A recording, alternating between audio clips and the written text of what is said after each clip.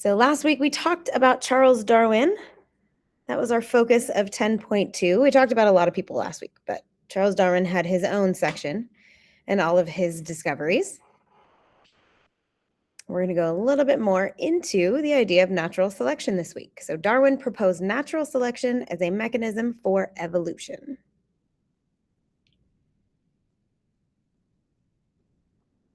Natural selection is an idea that everybody should have heard of at this point, but we will go over it.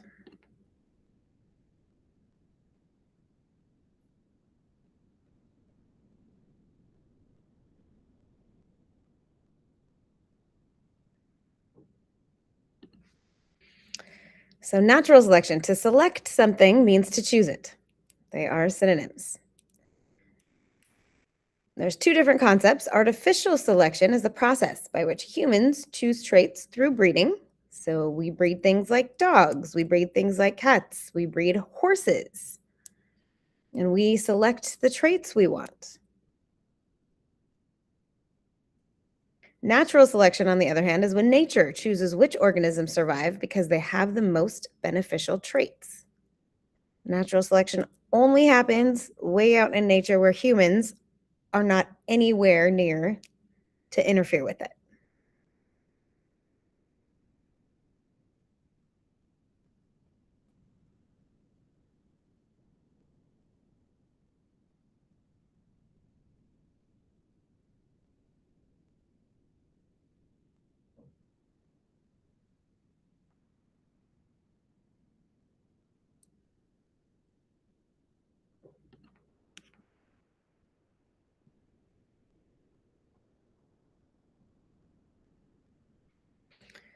Darwin, he had experience with breeding pigeons. I know it's not really something we do today, but way back in 1800s England, apparently pigeons were a thing that English people liked to breed. He knew that people chose traits to select either for or against. For example, people are going to select for pretty feathers. If you're going to have a pet bird, you want it to be pretty. But they're going to select against diseases. They don't want a sick bird. They don't want to have to be taking care of it all the time or have to, the vet bill be so high. So he used his knowledge of breeding pigeons to develop his idea of natural selection.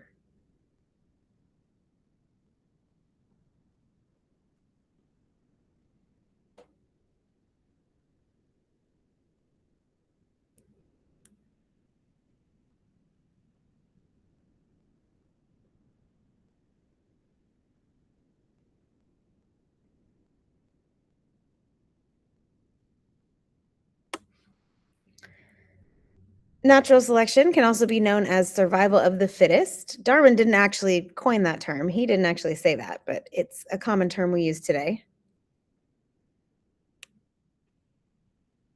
And when we talk about fitness in animals, anyways, fitness is the ability of an organism to survive and produce more offspring relative to other members of its species.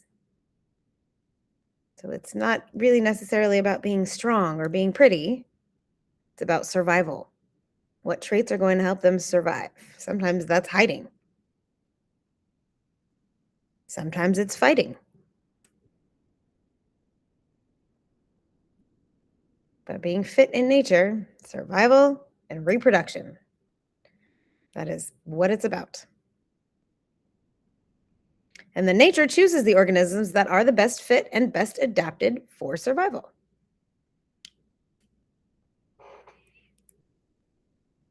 And then there's that idea of adaptations that we talked about last week. Adaptations are something that an organism is born with.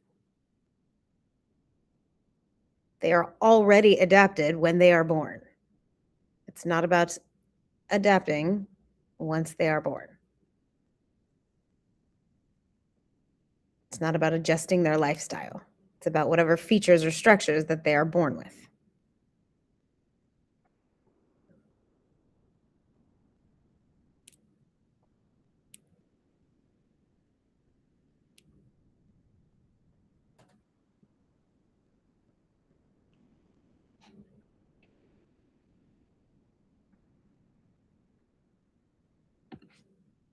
There's 4 principles of natural selection. 2 of them we went over last week.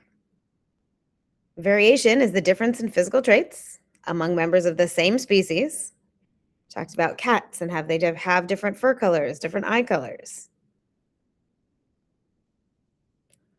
That is variation among that same species. We talked about adaptations, like I said, the physical features that help an organism survive.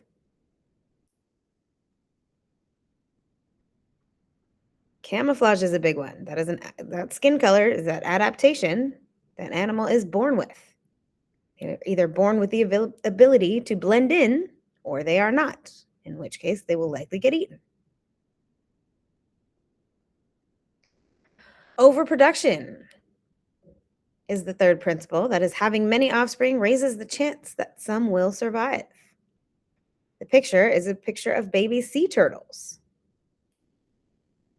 Sea turtles get eaten a lot when they are babies. They have to be able to make it to the ocean. So turtles have many, many offspring in the hope that some of them will survive. Humans exhibit this too. We don't have many offspring, but we have the potential. Women have hundreds and hundreds of eggs. Men have millions and millions of sperm. The potential's there. It doesn't happen. Most people only have 1 or 2 kids.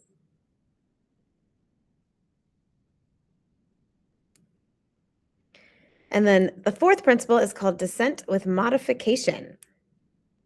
And that means as generations progress, there will be more individuals with desirable traits that will help them survive and reproduce. So the ones with the beneficial traits that will help them, like I said, if you're born with that camouflage, you're able to hide, survive to reproductive age, you're likely going to pass that camouflage on to your offspring. If you're not, and you stick out like a sore thumb, you're probably going to get eaten even before you become of reproductive age. Your traits will not pass on to the next generation because they did not help you survive.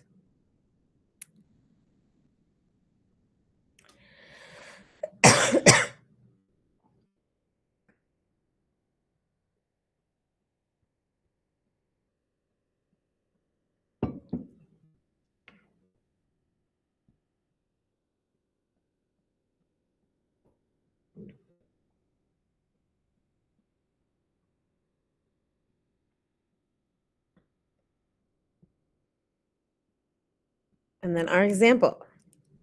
Why do giraffes have long necks? Anybody know? Put it in the chat. What do they use their long necks for?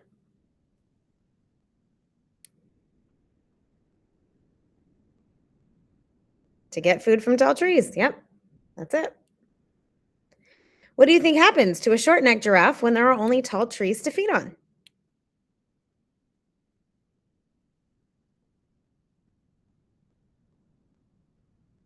It can't eat. And if it doesn't eat, what happens to it eventually? Yep, it dies. And that might seem harsh, but that is nature. Nature said to that giraffe, if you can't get your own food, then you don't deserve to live and pass on your traits. That is not a beneficial trait that gets passed on to offspring. Now, that short neck is likely the result of some kind of a mutation.